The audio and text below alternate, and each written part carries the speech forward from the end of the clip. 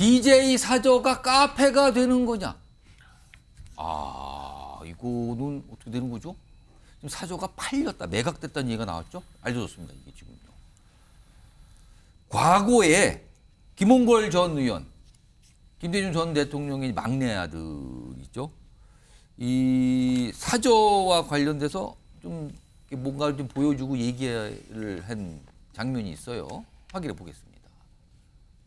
두 분 어른의 함자가 다 들어간 이 문패, 아버지께서 양성평등을 신념으로 갖고 계셨던 분이라 그때는 굉장히 우리나라에선 드문 일이었죠. 대통령직에서 퇴임하시고 나서 평소에 책도 읽으시고 인터뷰도 하시고 그러던 사무 공간이죠. 이 동교동 집은 1962년도부터 저희 부모님께서 사시던 집입니다. 많은 유품들이 여기 있고 돌아가신 두 분 어른의 손때가 묻은 물건들이 굉장히 많아요. 그래서 이 건물을 기념관으로 만들어서 그런 것들이 잘 정리되고 전시되고 많은 국민들이 와서 보실 수 있는 그런 시설이 될 수 있도록 지금 노력하고 있습니다. 저 때가 2021년이니까 본인의 아버지의 이른바 그 유명한 동교동 사주에 대해 소개하면서 굉장히 어떤 의미 부여를 많이 설명하고 그 가치에 대해 설명을 좀 하는 것 같잖아요. 그런데요, 이게 팔렸답니다. 팔았습니다. 화면 보시죠. 김홍걸 전 의원이 지금 이 소유를 하고 있는 상태였는데 100억 원에 매각을 했답니다. 이거를 산 분이 누구지 궁금할 수밖에 없잖아요. 세 명이 같은 공동 명의 형태로 산 건데 커피 프랜차이즈 업체를 운영하시는 대표가 여기 포함이 돼 있었어요. 그래서 소유권 이전까지 다 끝났답니다. 그래서 이제 혹시 이게 사업을 하시는 분이 샀으니까 민간 업체를 운영하시는 분이 샀으니까 상업적으로 활용할 가능성이 있는 거 아니냐 이런 얘기가 좀 나와요. 근데 이제 김홍걸 전 의원은 이게 이제 언론에 왜 매각을 하게 된 거냐 그리고 이거 앞으로 어떻게 되는 거냐 이런 거 설명을 좀 내놨는데 이 매입자가 일부 공간을 보존해서 고인의 유품 전시하기로 약속을 했다. 전체 이 집 사저 전체가 아니라 일부 공간에 약간 전시를 한다는 거 약속을 했다. 뭐 그런 상태에서 매각을 했다는 거예요. 일단.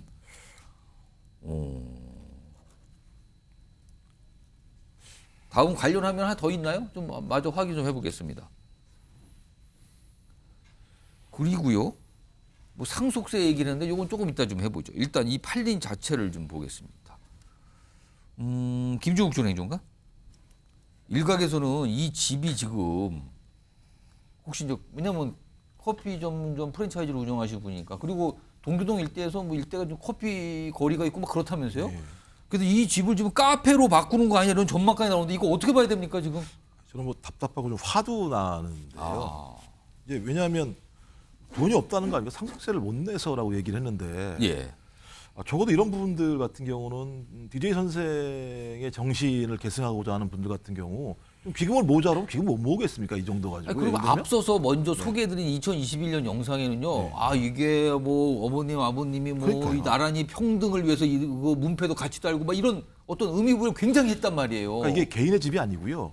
그러니까 1980년 광주 민주화 운동부터 1987년 소위 6월 민주화 운동까지를 연결하는 가장 중요한 장소 중에 하나가 여기입니다. 그리고 61년부터 입주해서 계속 지냈던 그 집. 이른바 동교 동계의 뭐 산실 이렇게 통하는 집 아닙니까? 그렇죠. 저것도 영화 소재가 되기도 했었고 거기서 감시받기도 하고 탄압받기도 하고 또 거기서 손을 외치면서 민주화 운동을 제기하기도 했던 소위 우리 역사의 가장 중요한 공간 중에 하나거든요. 이런 공간들은 보존을 해야 됩니다. 후대들이 그런 공간을 통해서 민주주의를 배우는 거고요.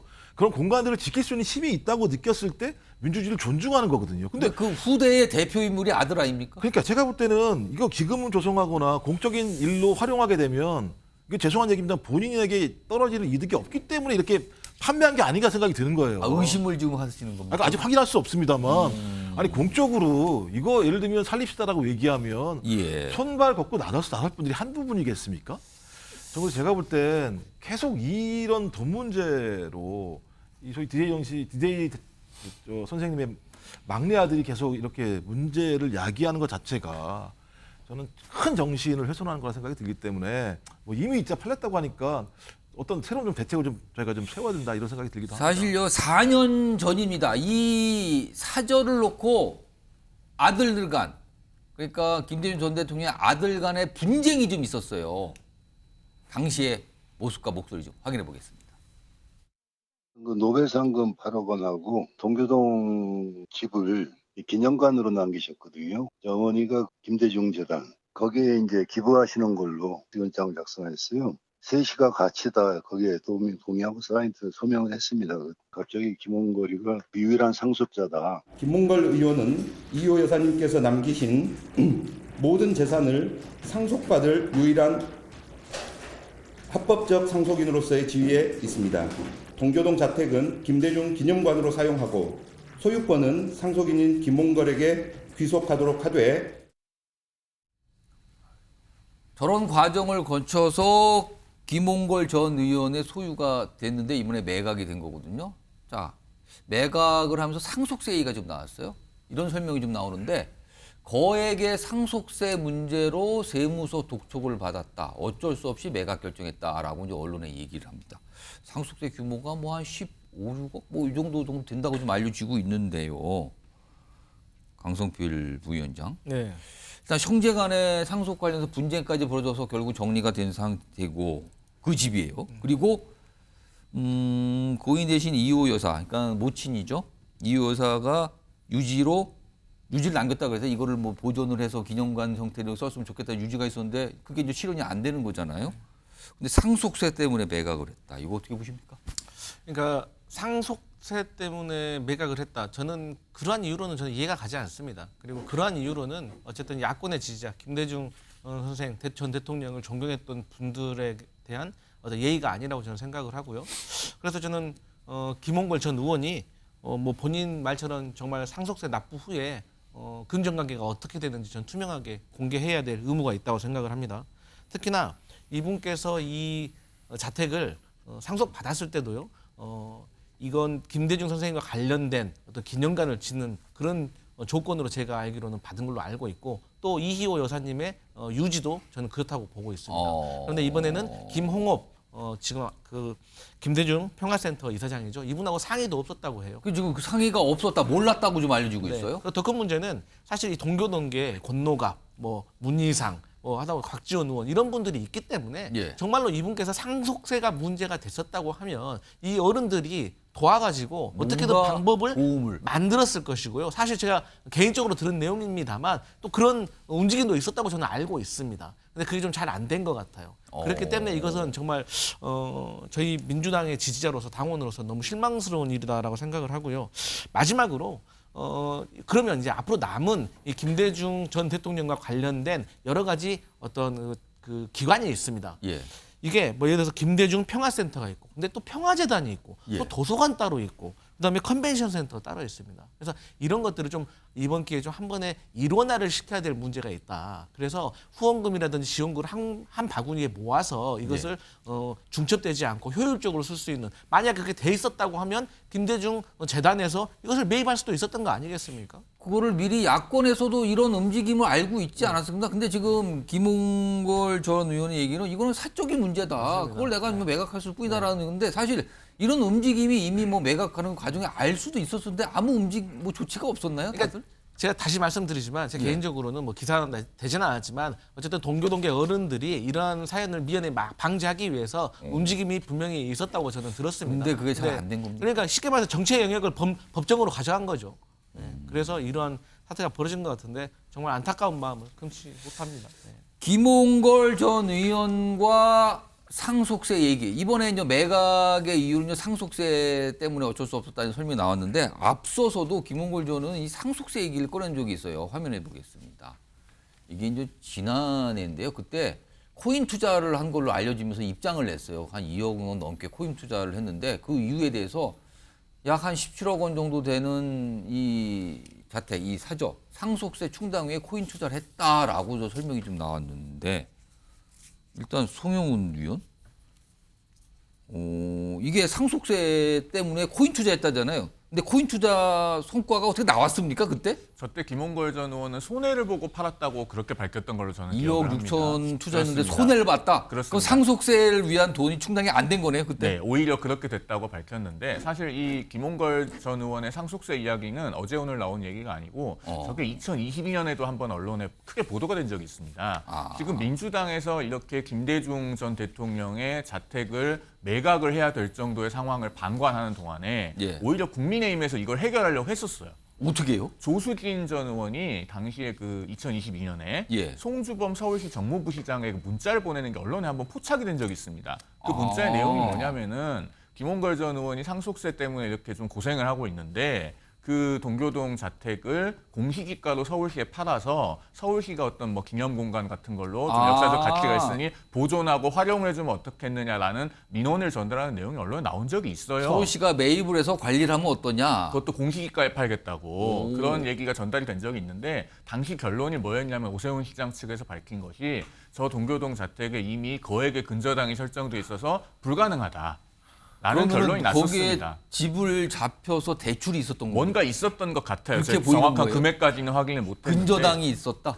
저 지금 화면에 나오고 있는 근저당은 이번에 매입한 분들이 매입하면 이건 설정한 매입하신 근저당이고 분이 저 집을 사기 위한 네. 돈 자금 마련을 위한 근저당이고. 그렇습니다. 2022년 당시에 그러면 이미 상당한 근저당이 송영훈 있었다고 의원이 해요. 말씀하시는 근저당은 그 이전에 뭔가 있었다라는 겁니까? 그렇습니다. 그리고 이호 여사가 2019년 6월에 돌아가셨는데 그 뒤에 그 상속세는 5년간 분납을 하기로 했다고 그렇게 알려지죠. 그러면은 2019년 6월부터 5년을 계산해 보면은 이제 지금이 막 5년이 지나는 시점입니다. 예. 그러니까 이 시점에 매각이 됐을 것 같은데 개인적으로 좀 안타깝게 생각합니다. 민주당이요. 그 당사 건물은 투자를 잘해가지고 굉장히 가치가 많이 올랐거든요. 2021년에 당시 193억의 당사 건물 매입을 했는데 당시에 공시지가 기준으로는 40억입니다.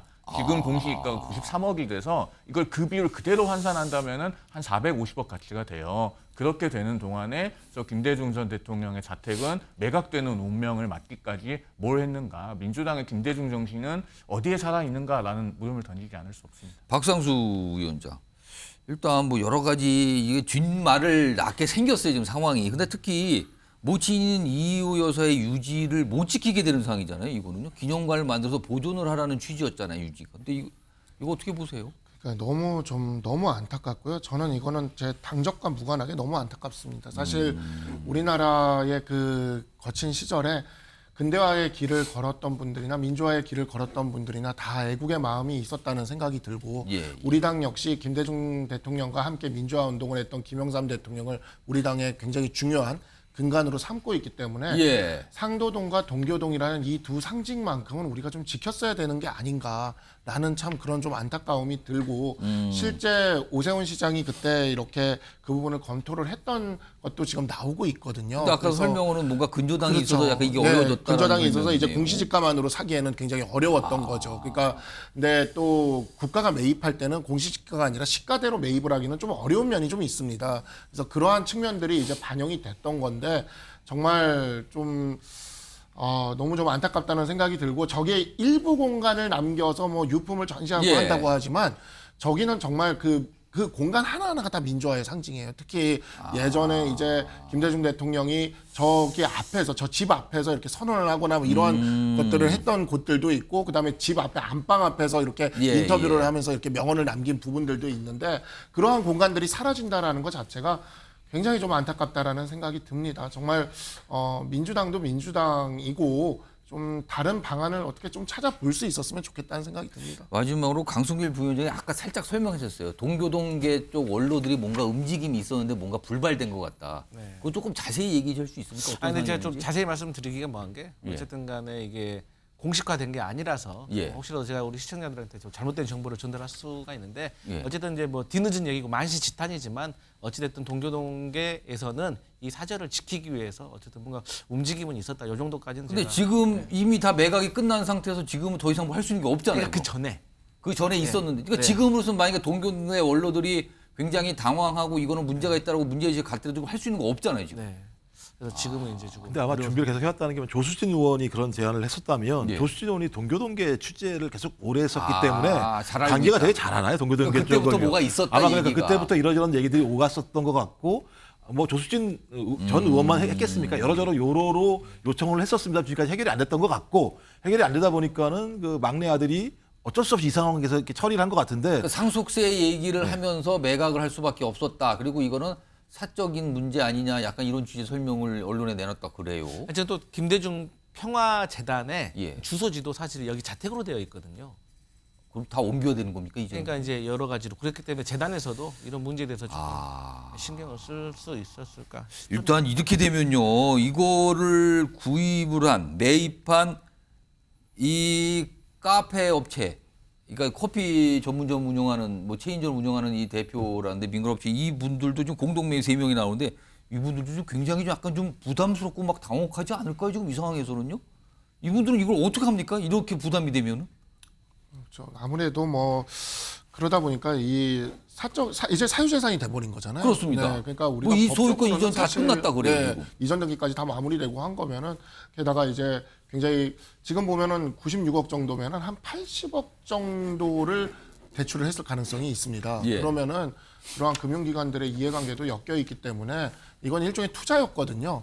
그렇다면은 이제는 그 투자에 대한 그 가치를 뽑아내기 위한 그러한 행동들을 할 수밖에 그러니까 없는 지금 거고. 대출을 받아서 저걸 산 걸로 지금 난리 있다. 그렇죠. 뭐 근저당이 근저당- 96억 예. 정도면은 아마 한 계산을 해보면 한 80억? 80억 정도, 예, 80억 정도. 100억인데 80억 정도를 대출로. 네, 그러니까 금융기관에 돈이 들어간 거죠. 그러면 그 부분은 이제 앞으로 이자도 그때그때 내야 되는 거고, 그러면 그 이자를 감당하려면 수익을 창출해야 돼요. 여기서. 아, 이게 어떻게 되는 겁니까? 그럼 이게 굉장히 약간 좀 묘한 상황이 될 수도 있을 것 같고 그러네요. 아무튼. 뭐 후속 조치라도 좀 생각을 해봐야 될 것 같아요. 예를 들면 역사적인 공간이기 때문에 뭐 본인이 그 집을 샀다고 하더라도 사회적인 논의를 통해서 아무래도 부담을 느끼겠죠. 그 매입하신 분들이요. 느끼겠죠. 그리고 또 그 문제는 그쪽 지역이 말씀하신 것처럼 되게 예를 들면 최근에 핫한 지역이 돼 있는 그렇다고 그래요. 곳이기 때문에 핫한 지역으로 소위 이 민주화 성지의 공간이 카페로 바뀐다라고 하는 것이 어찌 보면 우리나라의 민주주의라고 하는 전체 큰 역사를 보더라도 올바른 방향은 아니라는 생각이 분명히 들기 때문에 또 다른 좀 합의점, 타협점, 대안들이 좀 만들어졌으면 좋겠다 이런 생각을 합니다. 알겠습니다. 여당과 관련해서 DJ 사저 관련 얘기가 어제부터 좀 얘기가 나왔습니다. 다음은요, 영상으로만 좀 확인해 볼 텐데요. 법사위, 국회 법사위가 어느 순간부터 그냥 여야가 매일 고성에 싸우는 곳으로 돼버렸죠, 지금요. 그리고 뭔가 오늘도 뭐 야당 단독으로 처리되고 말이는데 우선 첫 번째 영상, 뭐 여야 공방들이 있습니다. 목소리가 높아졌어요. 들어보시죠. 네. 자, 제가 발언 시작하겠습니다. 아니, 저기 시간 좀 빼주세요. 왜 자꾸 발언하는데 그러세요? 목소리가 너무 커가지고 좀 조용히 해주세요. 의원들의 발언을 금지시키고 일방적으로 존경하는 것에 대해서 끊임없는 비판을 합니다. 언론에서 빌런이라는 얘기까지 나와요. 위원장석에서 이석해 주시기 바랍니다. 퇴거 명령합니다. 퇴거 명령합니다. 앉아있어요. 무슨 퇴거 명령이야? 이거 뭔데?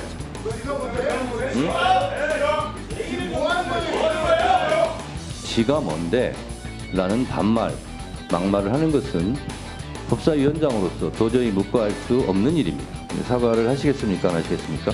사과할 사안도 아니고 사과할 생각 없습니다. 오늘뿐만 아니라 앞으로 이 부분에 대해서 사과할 때까지 발언권을 중지합니다. 대단합니다. 또 사과할 때까지 발언권이 중단되는 상황까지 갔습니다. 이런 공방이 벌어졌고요. 그리고요, 이런 그 뒤에요, 오늘 검사 탄핵 소추안 이게 상정이 됐고요. 그리고 청문회 또 열기로 잡혔고요. 뭐 증인 채택도 있었어요. 증인 누구누구. 그리고 몇 가지 법안도 처리가 됐습니다. 그 내용도 좀 들어보겠습니다. 찬성 10인, 반대 0, 기권 7인으로 가결됐음을 선포합니다. 김영철 탄핵 소추 사건 조사 계획서를 이와 같이 채택하고자 하는데 이해 있으십니까? 이해 있습니까? 반대입니다. 반대. 다음 반대하는 위원님은 손을 들어주시기 바랍니다. 제발 좀 이렇게 하지 마. 없습니까? 총 16인 중 찬성 10인, 반대 0인, 기권 6인으로 이 안건은 가결됐음을 선포합니다. 법사위를 왜 해요?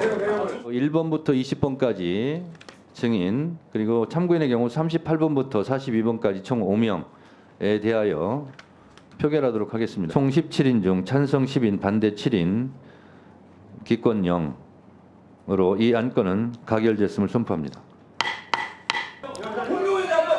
회장이 소란함으로 잠시 정의하겠습니다. 잠시 정해요. 이거 매일 뭐 비슷한 상황이 반복되고 있어요. 고성에 오간 뒤에 강행 처리, 단독 처리, 그리고 또 고성 불만. 제가 박상수 위원장하고 김종욱 전 회장님께 딱 10초씩만 드릴게요. 10초씩만 딱 한 말씀만 해주세요. 먼저 박상수 위원장.